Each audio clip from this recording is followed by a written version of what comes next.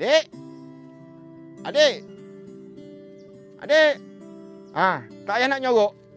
Mari sini, tolong ayah potong buluh ni. Ha? Ayah nak potong bulu, nak buat meriam, lawan kampung sebelah Adik ni, benda yang sia-sia macam tu, laju je. Ayah nak buat lemam lah. Esok kan nak raya. Yelah. Ayah, adik rasa kan tahun ni tak payahlah buat lemang. Sebab kita kan dah tiap-tiap tahun makan lemang.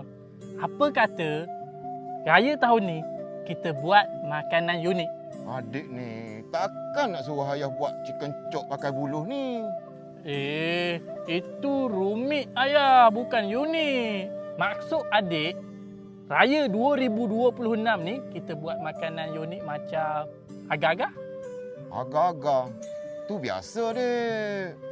Lah, biasa sangat. Kalau agar-agar kering? Tu luar biasa. Jom ikut ayah, kita buat agar-agar kering. Jom.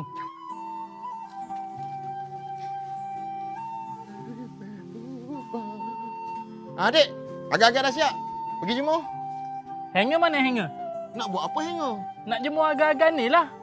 Adik ingat ni baju nak jemur-jemur pakai hanger. Dah, pergi jemur. Letak kat atas bangku tu, kat tempat panas. Baik ayah. Elok-elok nanti jatuh. Jangan makan pula.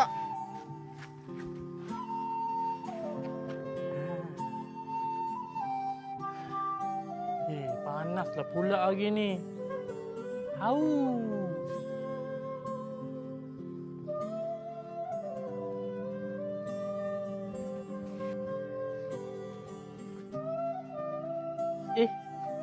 Kenapa ada air dekat sini? Ni mesti ayah buatkan untuk adik. Sebab adik dah tolong ayah buat kerja hari ni. Ayah sayangkan adik rupanya. Untuk minumlah. Bismillahirrahmanirrahim. Sedapnya.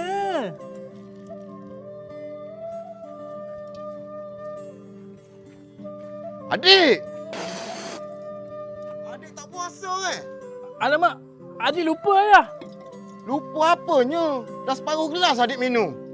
Habis tu siapa letak air dekat sini? Tak tahu, ayah tak tahu. Ya ke ayah tak tahu? Betul, memang ayah tak tahu. Ya ke ayah? Adik jangan teka-teka ayah tak tahu. Confirm? Tak tahu, ayah tak tahu. Allahu Akbar, Allah.